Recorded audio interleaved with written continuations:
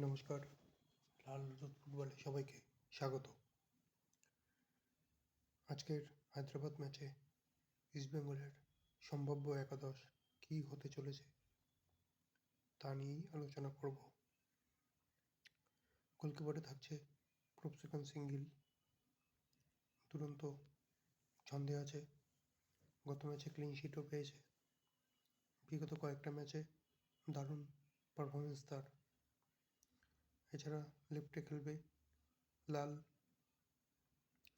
তার পুরনো ফর্মটা ধীরে ধীরে ফিরে পাচ্ছে, এতে ইস্টবেঙ্গলের খুব ভালো হচ্ছে। সেন্টার ব্যাকে থাকবে আনোয়ার আলী আর হিজাজি মাহেরকে খুব সাবধানে আজকে খেলতে হবে, ভালো ডিফেন্ড করতে হবে কার্ড না খেয়ে। আজকে যদি হিজাজি মাহের কার্ড খেয় তাহলে সামনের ম্যাচ অর্থাৎ মুম্বাই ম্যাচে সে সাসপেন্ড থাকবে, খেলতে পারবে না। রাইট ব্যাকে সম্ভবত প্রভাত লাকড়া খেলবে, রাকিব যেহেতু অ্যাবসেন্স তার জন্য সম্ভাব্য প্রভাত লাকড়া। মাঝমাঠে খেলবে বিষ্ণু, খুব দারুণ ফুটবল খেলছে, একাই 2-3টা প্লেয়ারকে কাটিয়ে পাস করছে, গোল করার চেষ্টা করছে।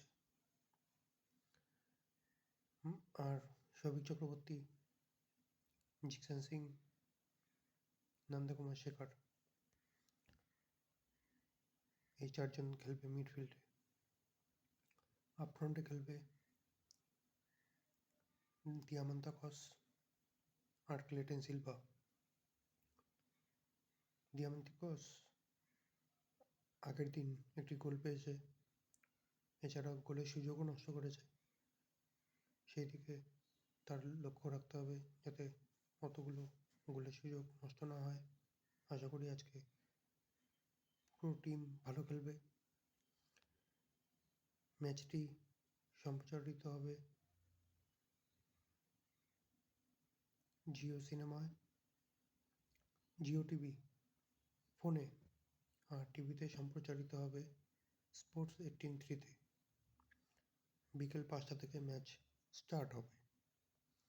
আপডেটটি ভালো লাগলে অবশ্যই লাইক করবেন, কমেন্ট করবেন, শেয়ার করবেন আর সাবস্ক্রাইব করবেন। ধন্যবাদ।